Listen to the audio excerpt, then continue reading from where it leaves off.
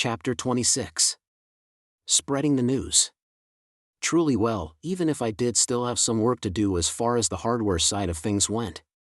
A few days after moving to outpatient rehab, I called Eben at school. He mentioned that he was working on a paper in one of his neuroscience courses. I volunteered to help but soon regretted doing so. It was much harder for me to focus on the subject than I had expected, and terminology I thought I had fully back suddenly refused to come to my mind.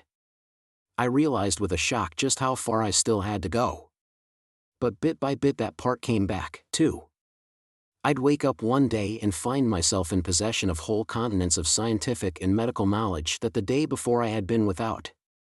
It was one of the strangest aspects of my experience, opening my eyes in the morning with even more of the nuts and bolts of a whole lifetime of education and experience at work again. While my neuroscientist's knowledge crept back slowly and timidly, my memories of what had happened during that week out of my body loomed in my memory with astonishing boldness and clarity. What had happened outside the earthly realm had everything to do with the wild happiness I'd awakened with, and the bliss that continued to stick with me. I was deliriously happy because I was back with the people I loved.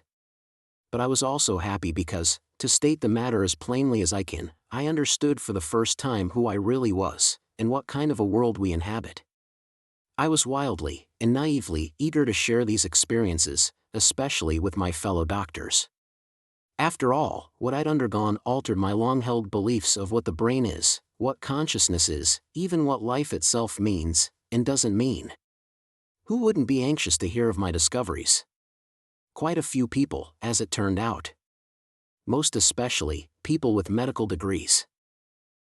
Make no mistake, my doctors were very happy for me. "That's wonderful, Eben," they would say, echoing my response to countless patients of my own who, in the past, had tried to tell me about otherworldly experiences they'd undergone during surgery. "You were very sick. Your brain was soaking in pus. We can't believe you're even here to talk about it. You know yourself what the brain can come up with when it's that far gone." In short, they couldn't wrap their minds around what I was so desperately trying to share. But then, how could I blame them? After all, I certainly wouldn't have understood it either, before.